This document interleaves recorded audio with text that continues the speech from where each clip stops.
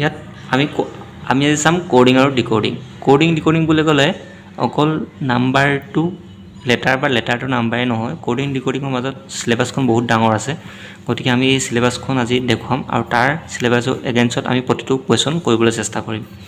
প্ৰথম চিলেবাছৰ 1 নম্বৰটো হৈছে coding from letter to letter, যিটো মই আজি কৰি দেখুৱাম।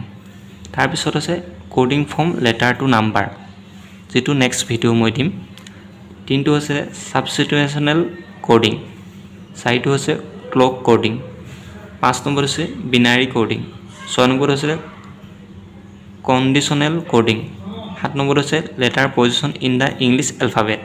গতিকে এই 7টা টপিকে হ'ল বহুত বেছি ইম্পৰ্টেণ্ট কোডিং আৰু ডিকোডিঙৰ। গতিকে কোডিং ডিকোডিঙো অকল আমি কৰিলে নহ'ব, ইয়াৰ মাজত কি কি চিলেবাছ আছে আমি সম্পূৰ্ণ চাব লাগিব। মানে ইমানে খুচৰিম যাতে পৰীক্ষাত যিয়ে প্ৰশ্ন নাহওক যাতে এটাও প্ৰশ্ন থাকি আহিব নোৱাৰে।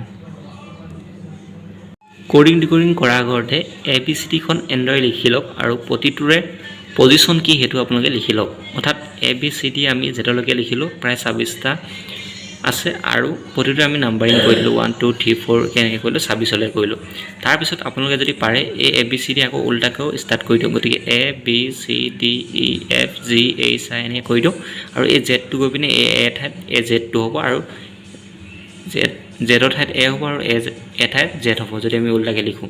গতিকে কোডিং ডিকোডিং কৰাৰ আগত আপোনালোকে যদি এইখন কৰি লওক আৰু যদি মনত ৰাখিব পাৰে তেনেহ'লেতো বহুত বেছি ভাল, বহুত সহজ হ'ব। যদি মনত ৰাখিব নোৱাৰে এনেদৰে লিখি লওক, গতিকে বহুত বেছি ভাল হ'ব। গতিকে এই লিখি লোৱাৰ পৰা আপুনি গোটেইখিনি কুৱেশ্যন আপুনি কৰিব পাৰিব।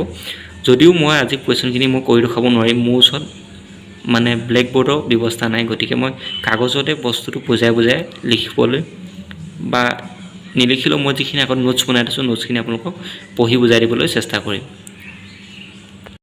Coding from letter to letter, ইয়াৰ মই এটা কুৱেশ্যনটো কৰি দেখুৱাইছোঁ ইয়াতে আৰু ইয়াতে মই বুজাই দিবলৈ চেষ্টা কৰিম।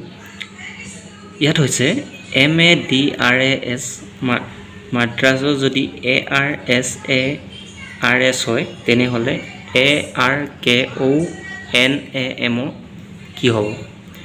গতিকে ইয়াৰ এইটো মেথড আছে যে আমি MADRAS মাদ্ৰাছটো লিখি ল'লোঁ, কেইটা আছে 6টা আছে, গতিকে আমি 1 2 3 4 5 6 চিএলকে লিখি ল'লোঁ। তাৰপিছত আমি প্ৰথম মিলাই চাম যে ARSৰ মাজত কি মিলি আছে। ইয়াত আমি দেখিব পাইছোঁ যে 2 নম্বৰটো আহিছে 1 নম্বৰত, 4 নম্বৰটো আহিছে 2 নম্বৰত, 6 নম্বৰটো আহিছে 3 নম্বৰত। দেখিছে যে আপুনি 2টো ইভেন সংখ্যা, 4টো ইভেন সংখ্যা, 6টো ইভেন সংখ্যা।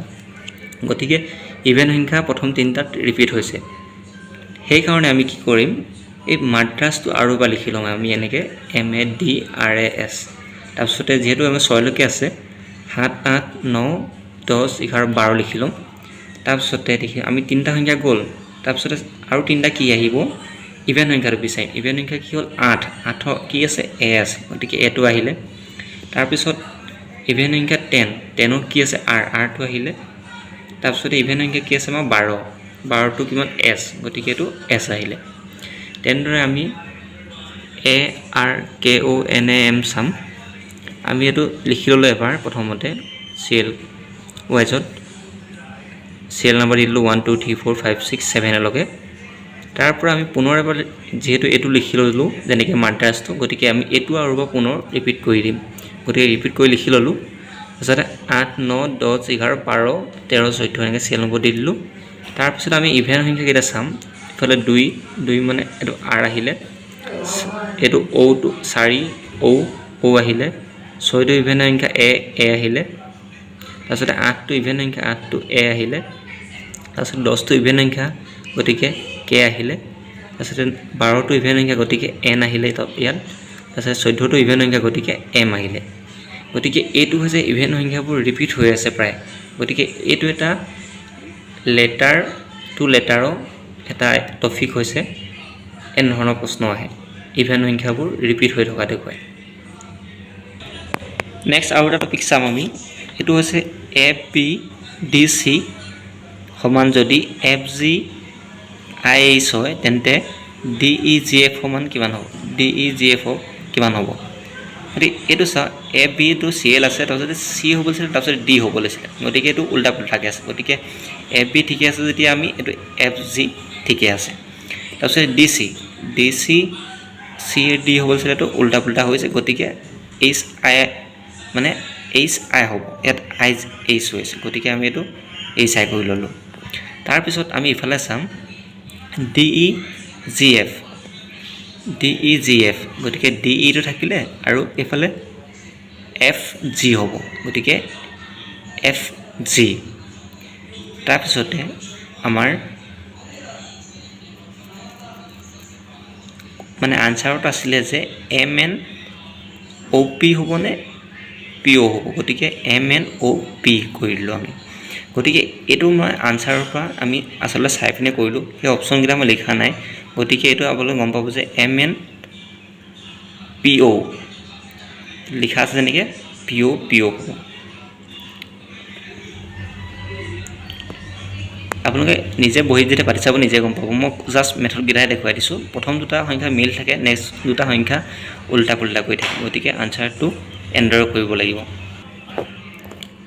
এইটো যদি লকাৰটো যদি এনেকৈ হয় ইমান দীঘল সংখ্যা হয় তেনেহ'লে লেফ্টটো কি হ'ব এইটো সুধিছে এইটো দীঘল সংখ্যাৰ কাৰণে ভয় কৰিব নালাগে এইটো আচলতে এনেকৈ উলিয়াই LOCKER আমি লিখি ল'লোঁ লকাৰ তাৰপিছতে লকাৰত এলটোৰ লগত কি আহিব KLM NOP BCD KJKL ই আছে ন ই আগৰ সংখ্যাটা ল'ব লাগিব পাছৰ সংখ্যাটা ল'ব লাগিব মানে DEF তাৰপিছতে R আছে QRS মানে এইটো মেথডটো হৈছে যিটো সংখ্যা লকাৰ দি আছে লকাৰ আগৰ এলটো আগৰ সংখ্যাটা ল'ব লাগিব পাছৰ সংখ্যাটা ল'ব লাগিব গতিকে এল আছে আগৰ সংখ্যাটো কে আৰু এলৰ পিছৰ সংখ্যাটো হৈছে এম অ' আগৰ সংখ্যাটো এন আৰু পিছৰ সংখ্যাটো পি চি আগৰ সংখ্যাটো বি আৰু লাষ্টৰ সংখ্যাটো মানে পাছৰ সংখ্যাটো ডি গতিকে কে আগৰ সংখ্যাটো জে পাছৰ সংখ্যাটো এল আৰু ই আগৰ সংখ্যাটো ডি পাছৰ সংখ্যাটো এফ আৰু আগৰ সংখ্যাটো কিউ পাছৰ সংখ্যাটো এছ গতিকে এইটো এনেকৈ কৰে তেনেদৰে এল ইয়াতো চাম আমি এলৰ আগৰ সংখ্যাটো কি কে আৰু পাছৰ সংখ্যাটো এম গতিকে KLM ই আগৰ সংখ্যাটো কি ডি পাছৰ সংখ্যাটো এফ গতিকে DEF এফৰ আগৰ সংখ্যাটো কি ই আৰু পাছৰ সংখ্যাটো কি জি গতিকে EFG টি আছে টি আগৰ সংখ্যাটো কি এছ পাছৰ সংখ্যাটো কি ইউ গতিকে STU গতিকে এইটো মেথড হৈছে এটা মেথড গতিকে এই লেটাৰ টু লেটাৰৰ মই তিনিটা টপিক মেথড দেখুৱালোঁ এই তিনিটা মেথডেই বহুত বেছি প্ৰয়োজনীয় আৰু বহুত বেছি আহি থকা দেখা পোৱা যায় তাৰপিছত 4 নম্বৰ মই মেথডটো দেখুৱাইছোঁ M/AC যদি N/AD হয় তেনেহ'লে O/AE মান কিমান হ'ব দিছে গতিকে ইয়াত চোৱা তুমি MN A আছে C D আছে গতিকে আমি ইয়াতো মিলাম O কিয় MN মানে +1 হৈছে গতিকে O +1 P হ'ব গতিকে অ'কে তাৰপিছতে ইয়াত চোৱাচোন A আছে ইয়াতো A আছে গতিকে ইয়াত A আছে ইয়াতো A হ'ব অ'কে C আছে 1 প্লাছ কৰিলোঁ D হ'ল গতিকে E আছে 1 প্লাছ কৰিলোঁ F হ'ল গতিকে P/AF হ'ব আনচাৰটো মেথডটোৱে হৈছে এইটো মেথড